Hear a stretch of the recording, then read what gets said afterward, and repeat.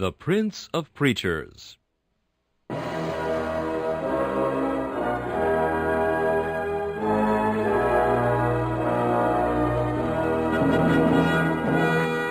Charles Haddon Spurgeon has been called England's greatest contribution to the spread of the gospel in the 19th century. One of his contemporaries said that the chief secret of Spurgeon's attractiveness was the fact that, in every sermon, no matter what the text or the occasion, he explained the way of salvation in simple terms. Spurgeon's messages remain one of the great treasure houses of Christian literature, still bringing the light of the gospel and the comfort of the Scriptures to hungry souls long after the preacher has passed into glory. This is Charles Kelsch inviting you to listen to a message from the Prince of Preachers.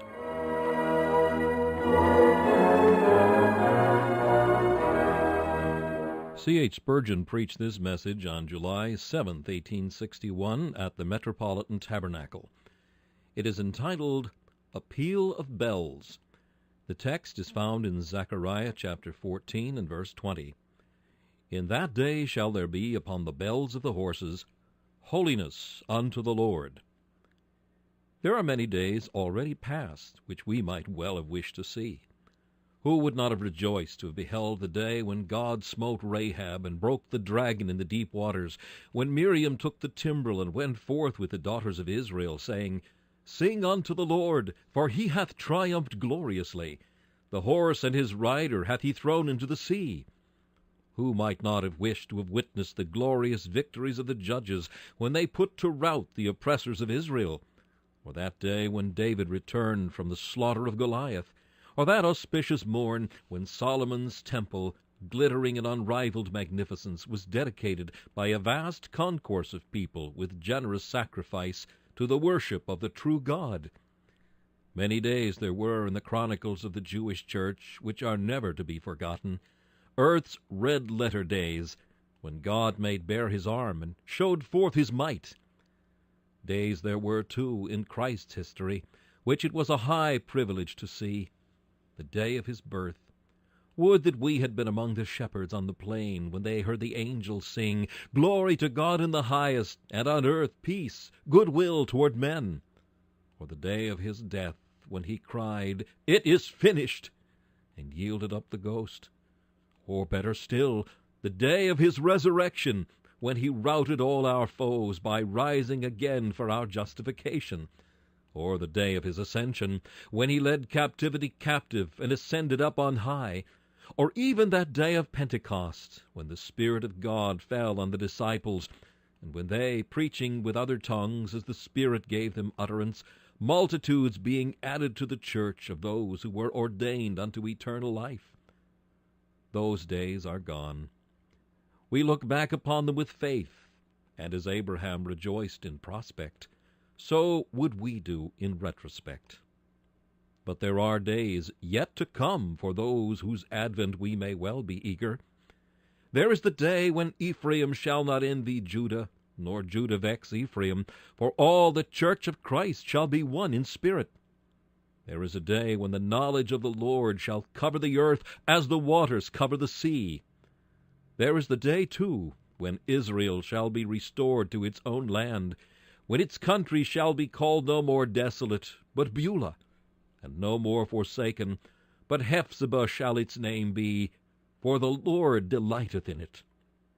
There is specially the day of the second advent, that day of days, for which methinks all other days that went before were made, that day which shall be the summing up, the total of all ages, for the fullness of time shall come, and Christ in the fullness of his glory shall reign among the sons of men.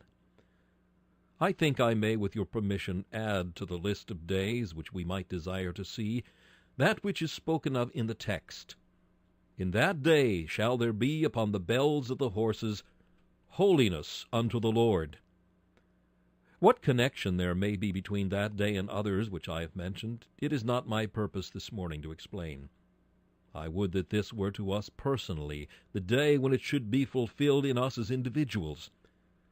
And may the Lord hasten the happy day when universally throughout the church this text shall be fulfilled, and upon the bells of the horses there shall be holiness unto the Lord. The text, as you perceive, deals with horses, which were unclean under the Jewish law. Yet in the day spoken of in the text, the horses themselves shall be purged from commonness or uncleanness, and their harness shall be dedicated to God, as certainly as the vestments of the high priest himself. It will be a happy day indeed when the men who deal with horses, too often a race anything but honest and upright, shall exhibit in their common transactions a consecration to God, so that on the horse's furniture shall be written, Holiness to the Lord. The original Hebrew word translated bells is a very singular one, because nobody knows precisely what it means. The fact is, the Hebrews know so little of horses, from being interdicted from their use, that they had not a very large vocabulary to describe the harness and other equipments of the horse. The word is translated by some critics bells, by others bits, by some frontlets, by others collars, by some, and by Calvin especially, blinkers, and Calvin also hints that the word may mean stables. The words must then mean the furniture of the horses shall be holiness to the Lord, and there is no doubt a comparison between the horses and the high priest. If it be the frontlet, just as the high priest wore upon his brow the Hebrew letters in gold, holiness to the Lord, so on the frontlet of the horses shall be holiness to the Lord. And as the high priest wore bells about his garments, so when the horses are decorated with their silver bells, there shall be on the bells holiness to the Lord. And if it signify any other kind of vestment, even as on the very ornaments of the priest, on his ephod and breastplate, holiness was written, so in every article that shall be worn by the horse shall be holiness to God clearly manifest. Yea, even the stables, unconsecrated as one would suppose they must always remain, shall be consecrated to God. The commonest buildings, set apart to meanest uses, being frequented by worshippers of the Lord, shall become temples of him who dwelleth in humble and contrite hearts. The simple meaning of the text is just this, that the day shall come when in common life holiness shall be the guiding star, when the ordinary actions of human existence shall be as much the worship of God as the sacrifices of the altar or the mission of the high priest when he went within the veil. Everything, that which was most despised, the horses, the places which seemed least likely to be consecrated, the stables, and those things which seemed the least holy, even the horse's harness, all shall be so thoroughly used in obedience to God's will, that everywhere there shall be written, Holiness unto Jehovah. Common things, then, in the day spoken of by Zechariah, are to be dedicated to God and used in his service. I shall work out this great thought in a somewhat novel manner. First, let us hear the horses' bells. Secondly, let us commend their music. And then, thirdly, let us go home and tune our bells, that they may be in harmony with this sacred chime, Holiness unto the Lord. First of all, let us hear these horses' bells, which, according to the text, are to be tuned to the heavenly note of holiness unto the Lord. First, let us mark the trappings of the steed as he goeth forth to war. He champs his bit and is eager for the fray. His snortings are terrible. His neck is clothed with lightning, and he crieth in the midst of the battle, Aha! Aha! War is to our minds the most difficult thing to sanctify to God. The genius of the Christian religion is altogether contrary to everything like strife of any kind, much more to the deadly clash of arms. Yet it may be possible that occasions may arise in which war itself might become hallowed. And certainly we must not deny that many of those who have to deal with war are at this day consecrated men, like Cornelius's devout soldier, and as truly servants of Christ in the army as though they were civilians. Now I say again, I am no apologist for war. From my soul I loathe it, and I do not understand the position of a Christian man as a warrior. But still I greatly rejoiced that there are to be found at this present day in the ranks many of those who fear God and adorn the doctrine of God their Savior. I may almost venture to say that the war against the tyrant Charles I was a consecrated fight. The people of God had been hunted like partridges upon the mountains in the reigns of Elizabeth and James and Charles. At last their lion-like spirits turned at bay, and their enemies were driven back before their gallant fury. When Cromwell, the Christian hero, mounted his charger, and bade his saintly warriors, with the sword in one hand and the Bible in the other, fight for England's liberty, I think in those valiant charges, when they shouted their battle cry, "The Lord of hosts is with us, the God of Jacob is our refuge," there was, if ever there was, upon the frontlets of the horses, their collars and their bits, holiness unto the Lord. May such a war never rise again, but honor to the ashes of the consecrated brave. If ever there lived a man who, disinterested in spirit, without any desire of aggrandizement or selfish honor, held in his hand a consecrated sword, it was Garibaldi. I think of him, for his speeches make me believe it, not only as a hero, but as a Christian, as the scourge of popery and the enemy of all despotism. It might be said that his war garments are holiness to the Lord. The like might we say of Hedley Vicars, whose history so well written you have all so often read, and of Havelock, our own true Havelock, who for the deliverance of our own wives and sisters in silence rushed upon his prey, and delivered women and children out of the fierce jaws of the blood-loving tiger. These men preached Christ wherever they went. I love not their trade, but I love them. I would wish them to put up their swords into their scabbards, but when they did draw them, I am sure they did it in the full conviction that they were doing their duty. Though even that may not justify the error, yet it must prevent any of us from condemning them. I believe that they did it as in the sight of God, and what they did was to them holiness unto the Lord. Oh, may there never be war again. May peace reign.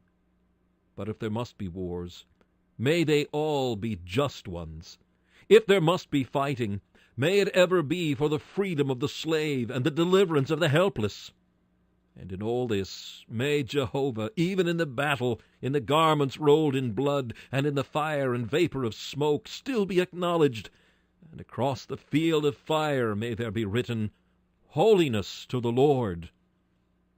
We turn aside a while, for other horses are coming.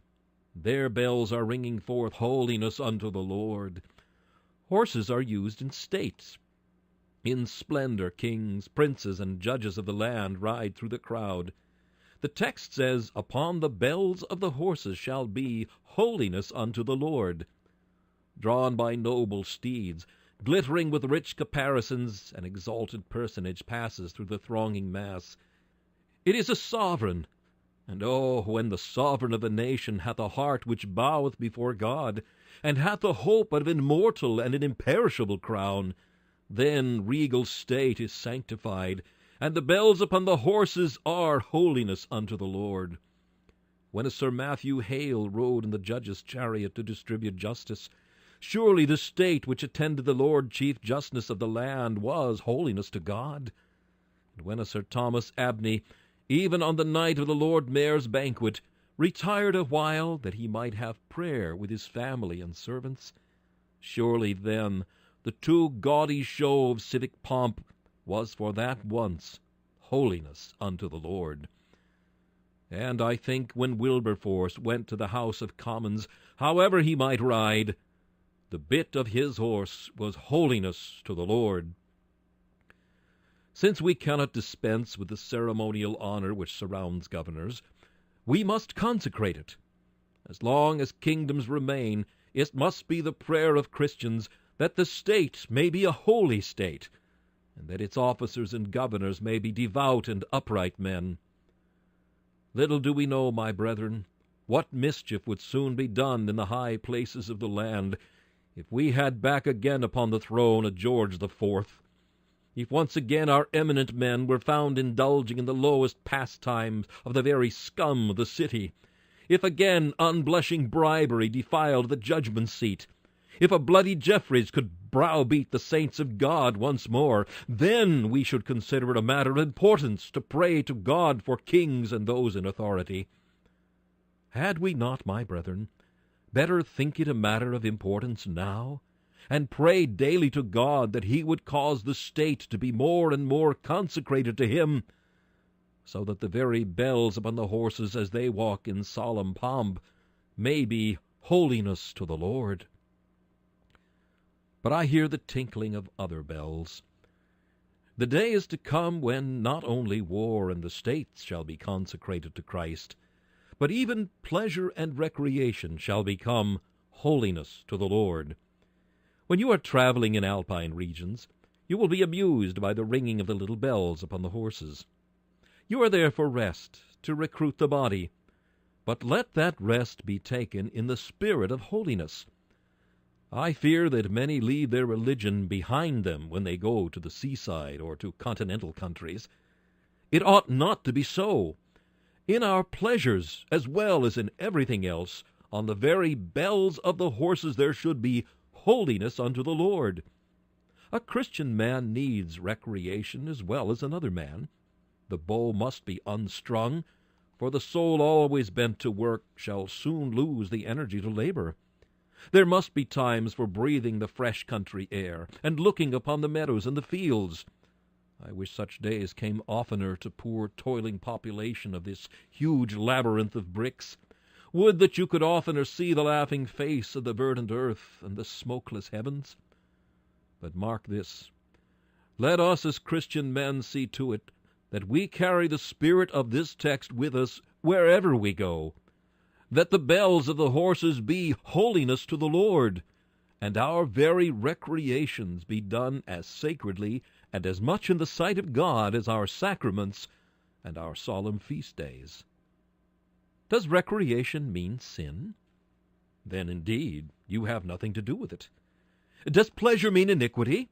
Deny yourselves. But there are pleasures which mean no such thing. As you traverse alpine regions, let your thoughts stand on the mountain tops and talk with God. Or if you walk the fair lanes of England, let the cool retreat become an oratory for your soul. Why, everything that your eye looks upon, from the king cup in the meadow to the cedar upon the mountain, may make you praise God.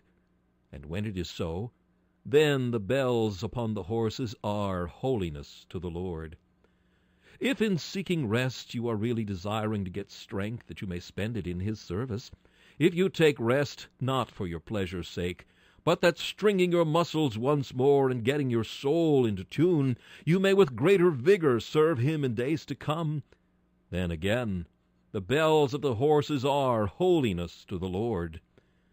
And if you avail yourself of any opportunities which your recreation throws in your way, to speak a kind word and a word for Christ to those whom you pass or with whom you have chance communion in your travelings, then again the bells of the horses are holiness to the Lord. It is greatly to be regretted that the mass of our people who go to the seaside, and especially who go to Paris, leave their godliness behind them. One of the ministers of the church at L'Ortoir told me the manner in which English Christians spend their Sabbath days in Paris is a very serious impediment to the growth of religion in France. Men think that when they are abroad, they may leave their habits which they practiced at home behind them. Full often have I known that at the seaside Christians knowingly and willfully keep the proprietors of the houses where they lodge from places of worship, to prepare their sumptuous repasts on the Sabbath day, and so virtually prevent them from hearing the word of God for 6 or 9 months in the year. There may be some of you who are going out by and by. I beg you in your recreation not to leave your religion behind you. You will put off your black coat and put on your tourist suit, but take your Christian character with you, I beseech you. Why should it be thought of you that your religion is a local thing, and that out of the way of society, which is a sort of check upon you, you may be free to sin as others do? Listen to the bells again. Horses are used for journeying. We must all journey sometimes, and when we do, the bells upon the horses and the shrill scream of the steam engine should still be holiness unto the Lord. The missionary is crossing the sea. Perhaps at this very hour, while we are sitting quietly here, his boat is leaping the billows and springing from mountain wave to mountain wave. I believe that every motion of the paddles is holiness to the Lord, because the ship is carrying forth God's appointed messenger to proclaim the gospel among the heathen. There are Christian men on board who are not going forth to preach, but to emigrate and settle down. Now, if they intend in emigrating to establish a church of Christ where they are to live, and to preach the gospel where they may be called to go, every motion of the vessel is holiness unto the Lord. Perhaps she carries merchants who go abroad to trade and return again. But if they are about to trade as Christians, and then consecrate their substance unto God, that vessel, though when she leaves a black trail across the sky in her cloud of smoke, is as accepted as the smoke of sacrifice, is holiness unto the Lord. Where there is a true heart, the horse that bears it is a consecrated one. Let our goings out be in the Lord's sight. We are lights. If the light is moved, it should be to illuminate other places. We are salt. If the salt be scattered, it should be that the conserving influence should be felt the more widely. Do not go from home unless you feel that you can take your master with you. And when you are from home, ever seek to be doing something for your master, that when you are gone, you may leave a fragrance behind you. How much good might some do who are called to travel continually? There are some few in this church, for instance, who travel as commercial gentlemen. I know one or two of them who scarcely ever go into a town without preaching the word there. And I know others of them who, in the commercial room where they meet with some who despise the religion of Christ, speak boldly for the truth as it is in Jesus, and are as useful in their daily journeyings as any Christian men could be who filled up a place in the Sabbath school or officiated as deacons in the church at home. Let your journeyings, then, always be with the ringing of these bells, holiness unto the Lord. But horses of old were also used for merchandise. And when the pack horses went in long strings, the fore horses always had bells that the others might be guided in the darkness. I think there is an allusion to that in the text, for such may have been the custom of the eastern caravans, as indeed it was. And the text means then that merchandise and our common trade should be holiness unto the Lord. O sirs, when you take down your shutters in the morning, let it be with a prayer that your business of the day may be as much a sacrifice to God as the business which I may have to transact as the pastor of the church. And when you stand behind the counter, ask of God that in your dealings, though they be common to the eyes of men, there may be an inward spirituality which God shall discover, that thus there may be holiness to the Lord. Sometimes when some of you have been stirred up by a sermon, you have come to me and said, "Mr. Spurgeon, could I go to China? Could I become a missionary? Could I become a minister?" In very many cases, the brethren who offer are exceedingly unfit for any service of the kind, for they have very little gift of expression, very little natural genius, and no adaptation for such a work. And I have constantly and frequently to say, "My dear brother, be consecrated to Christ in your daily calling. Do not seek to take a spiritual office, but spiritualize your common office. Why, the cobbler can consecrate his lapstone, while many a minister has desecrated his pulpit. The plowman can put his hand to the plow in as holy a manner as ever did minister to the sacramental bread. In dealing with your ribbons and your groceries, in handling your bricks and your jack-planes, You can be as truly priests to God as were those who slew the bullocks and burned them with the holy fire in the days of yore. This old fact needs to be brought out again. We do not so much want great preachers as good, upright traders. It is not so much deacons and elders we long for, as it is to have men who are deacons for Christ in common life, and are really elders of the church in their ordinary conversation. Sirs, Christ did not come into the world to take all fishermen from their nets, though he did take some, nor to call all publicans from the receipt of custom, though he did call one. He did not come to make every Martha into a Mary, though he did bless a Martha and a Mary too. He would have you be housewives still, be sisters of mercy in your own habitations. He would have you be traders, buyers and sellers, workers and toilers still. For the end of Christianity is not to make preachers, but to make holy men. The preacher is but the tool. He may be sometimes but the scaffold of the house. But ye are God's husbandry. Ye are God's building. Ye in your common acts and your common deeds are they who are to serve God. That wicked fiction of the Church of Rome, that her cathedrals are holy, has made us think that our houses are not holy. Why, my friends, our houses are as holy, or ought to be, as ever church or chapel. Some seem to think that there is some peculiar sanctity about aisles and oak seats, stone pillars and Gothic arches. Holiness cannot belong to stones. Holiness has to do with nothing except the acts and thoughts of intelligent subjects. And if holiness can, by metaphor, belong to places or substances, it must be through the Christian holy minds that are in contact with them. I will not have it that yonder parish church, or that this place is one whit more holy than that room where you live, if you there offer prayer and praise. Oh, brethren, you must not think that the table and the font and the baptistry are holy. No, no. If there be holiness in them, so may there be in your own table, in your own labors, and in your own tools which you handle.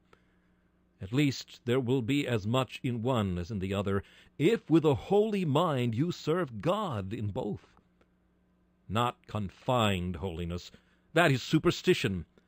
Universal holiness, that is Christianity. Not the bowls upon the altar holy, that is Judaism.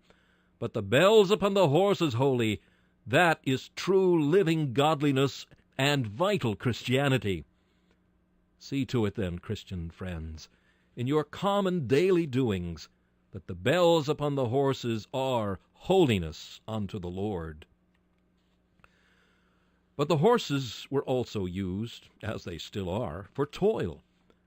And toil, though I have already anticipated the subject, toil is to be holiness to the Lord.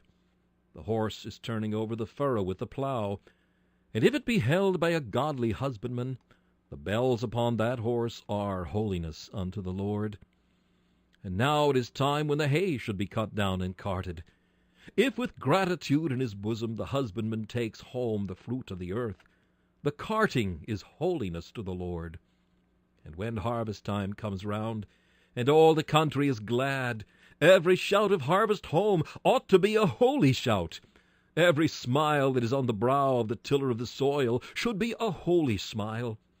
And when he has consecrated his waif sheaf unto his God, when he has given a part of his increase to the poor and needy, and when he has bowed his knee and thanked the universal giver of all good, then the farmer's toil is holiness to the Lord. I would, my dear brethren, that you would make your common toils holiness unto the Lord. Come to look upon your meals as though they were sacraments, your clothes as though they were priestly vestments, your common words as though you were preaching daily sermons, and your everyday thoughts as though you were thinking for the Sabbath of holy things. It is not to be always talking religion, but to be talking religiously that makes the Christian. It is not to be performing outward symbols. It is to be possessing the inward spirit. I do believe that there is more piety in going to visit the poor and needy and scattering your substance among them, more piety in teaching the poor, ignorant, ragged child, more piety in seeking to help some poor, struggling tradesman, than there is in many a long prayer and many a sanctimonious whine, aye, and in many a long and eloquent discourse. That common piety, which, like common sense, is oftenest the most uncommon of all, is what we need to have. And if I could make one man among you become thus consecrated, I should think I had, under God, done as much as though I had poured you out in scores upon the plain of Hindustan, or sent you to edify the Chinese, or to instruct the Ethiopian. We want you as missionaries here. We want you as missionaries in daily life. And we must have you too, or else the church will not increase, nor will the name of Christ be magnified. I have thus sought to make you listen to the ringing of these bells.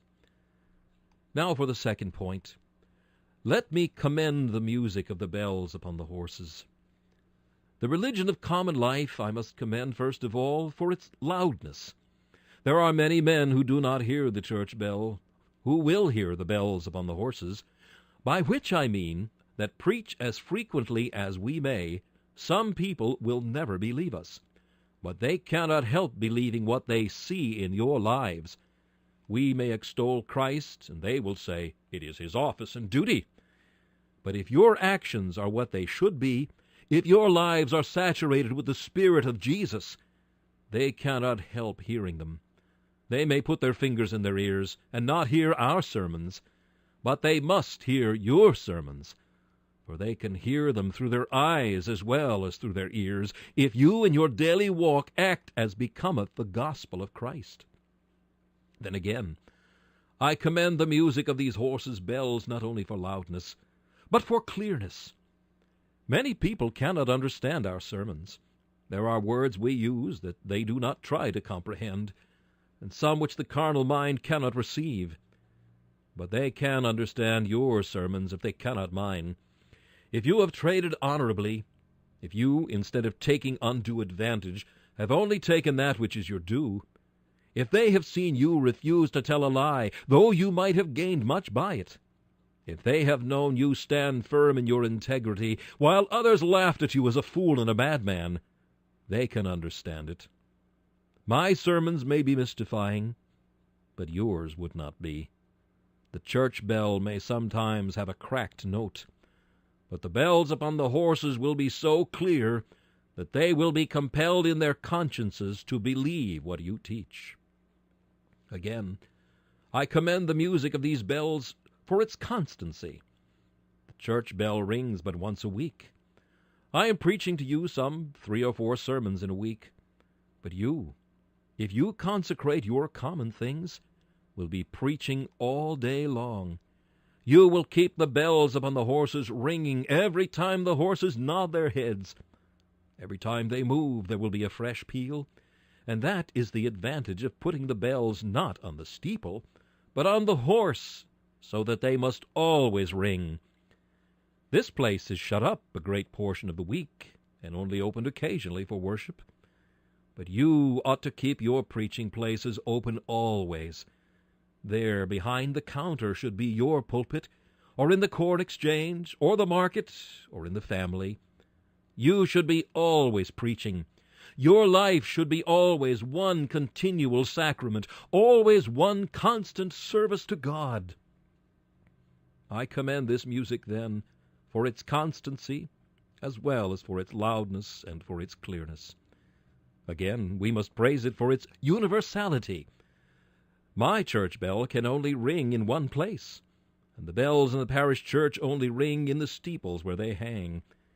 But the bells upon the horses ring wherever the horses go. So you, with your piety, it will ring wherever you go. You can preach in the lodging-house. You can preach in the back room yonder, where poverty is found to haunt. You can preach wherever God in his providence has cast you. At the boardroom table, in the midst of the corporation, in the Senate, in the House of Commons, you can preach wherever God calls you. I say again, the bells upon the horses ring wherever the horses go, and so must your piety ring wherever you are. This universal preaching in every court and lane and alley is far better for effect than our preaching ever can be. Once more, I commend the bells upon the horses for their harmony. You know our church bells ring different notes. You go into one, you hear Puseyism. You go into another, and you hear sound evangelical doctrine. You enter another, and you hear all but infidelity. Church bells run through the whole octave of tone. Among true Christians, our bells often ring a little differently. My Wesleyan brother's bell does not ring quite the same as mine, nor mine exactly the same as the Independent's. But mark, the bells on the horses all ring alike. One Christian man's life is like another Christian man's life. There is nothing contradictory in the practical sermon, if there be in the doctrinal. If the vocal testimony of the church should be somewhat divided, yet the living testimony of the church is always one, if it be always holiness, holiness, holiness unto the Lord. See to it, then, that you ring these bells upon the horses for their lovely harmony, and the absence of all discord. And then once more, I commend the bells upon the horses, for they ring out a divine note. Our church bells do not always do that. Sometimes our sermons are a little to the honor and glory of the speaker, a little to the honor and glory of a particular church. But the bells on the horses ring out not to the glory of man, but holiness to the Lord, to the Lord, to the Lord. And so if you consecrate your whole life, the testimony of that life may be to your credit, but still it will be far more to the honor and glory of God. There will be no fear that man shall take the honor of your pious consecration, of your holy watchfulness, of your humble integrity, of your industry, your perseverance, and your constancy in the path of right. The bells upon your horses shall ring a diviner note than I fear will yet be rung from the bells of our pulpit. I have thus sought to commend the music. And now I close by asking you to go home and tune your bells to this note. You have many bells in your house. Go home and tune first of all the chamber bell. It is an ill thing when a Christian husband is a worse husband than a worldly one. It is an evil thing when the husband and wife do not live together as partakers of the grace of Christ. Perhaps you will say this is a very homely remark, but I think it is a very necessary one. For if a man cannot conduct himself well in his own family, what is he in the church? I fear there have been many who have been mighty men in the church, who, if their private affairs had been a little examined, might have come out a little scarred and marred in the ordeal.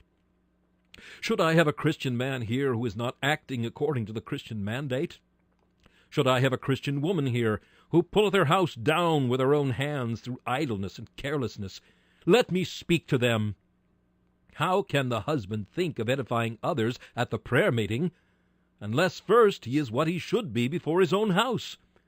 The husband is to love his wife even as Christ loved the church. The wife must see that she reverence her husband. The children must be obedient, and the household affairs must be ordered with discretion, or else your bells are not holiness unto the Lord. Then, when you have looked at that, look at the kitchen bell. See that it sounds forth holiness to the Lord. Let the servant not with eye service as a man-pleaser serve her master, and let the master take care that he giveth unto his servant that which is just and equal. Oh, it is a blessed thing when there is piety in the kitchen, and when the whole household is a church. Indeed, my brethren, I can speak with the joy of one who has servants that fear God. Very often have my eyes been filled with tears through the peace and joy and rest of spirit that I have had in my own household, since God has given me those that fear his name. See to it that the kitchen bell does not ring a contrary note to your parlor bell. For if the kitchen can say, My master is pious abroad, but he is wicked at home, he can talk very well in the pulpit and pray very nicely at the prayer meeting, but he neglects us. He is harsh, overbearing, and passionate. It will spoil all my sermons. If you say to the servant, Come and hear our minister, she will say, I do not want to hear him. If he is not a better man than you are, he will not do much good to me. Mark, then, if the bells of the horses are to be holy, certainly the bells of the kitchen should be holy too. Then some of you have got a shop bell, a little bell which rings as soon as ever anyone comes in. Now take care that this is holiness to the Lord. If people get cheated at other shops, do not let them get cheated at yours, or they will be sure to say, Ah, you hear Spurgeon. That is your religion, is it? They will be sure to throw the blame on your religion and not on you. If there be a place where they get short weight, let it never be at yours. If there be a place where there is a want of integrity or civility or attention, let it not be yours. But seek so to act that while you do not make your religion help your trade, yet you keep your trade always in subservience to your religion, and seek to glorify God in all that you do. Some of you have got a factory bell.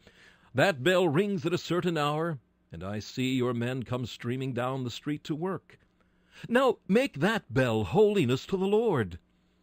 When will the time come when all these quarreling shall be done between master and man? When shall the day come when both of them shall seek to have perfect peace and harmony?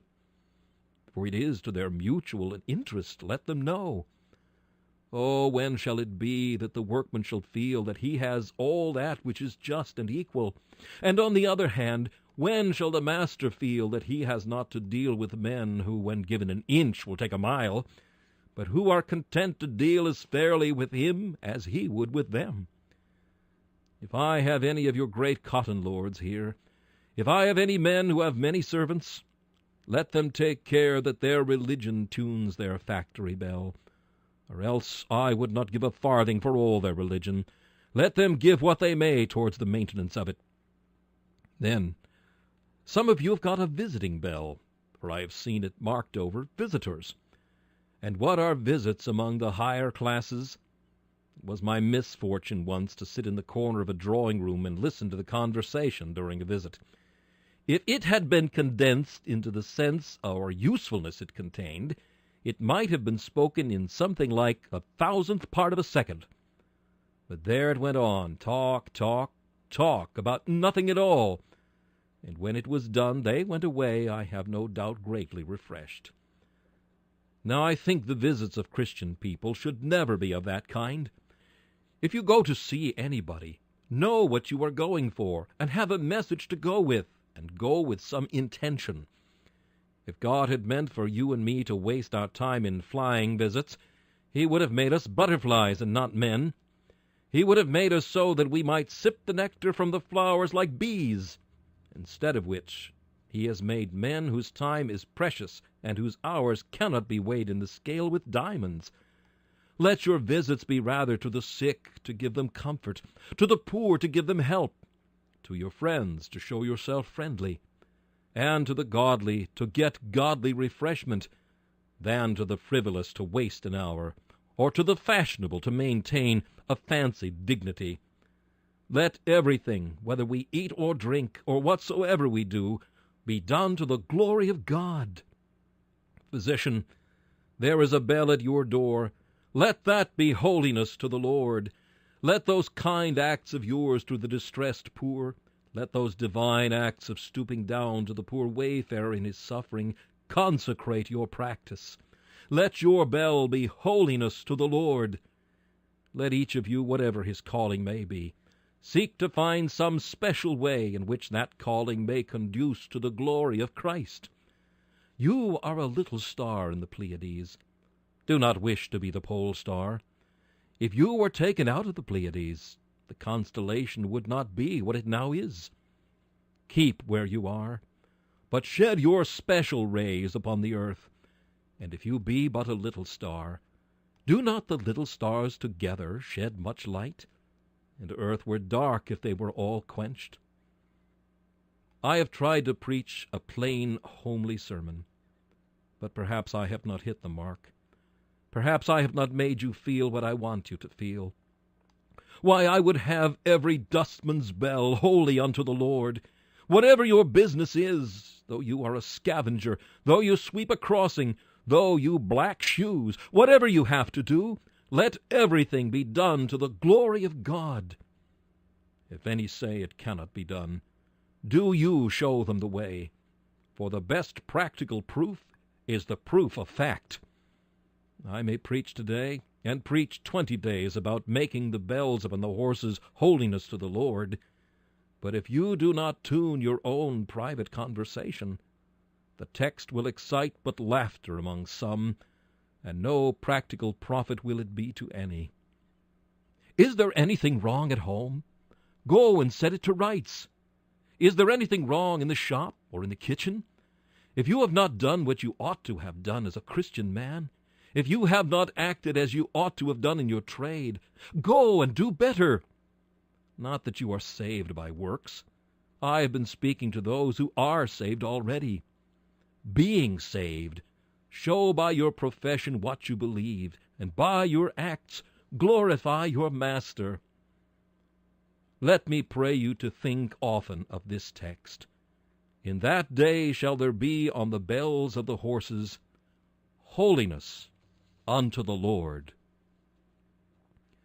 This message, A Peal of Bells, was preached by Charles Haddon Spurgeon on July 7th, 1861. This is Charles Kelsch inviting you to join me again for another message from the Prince of Preachers.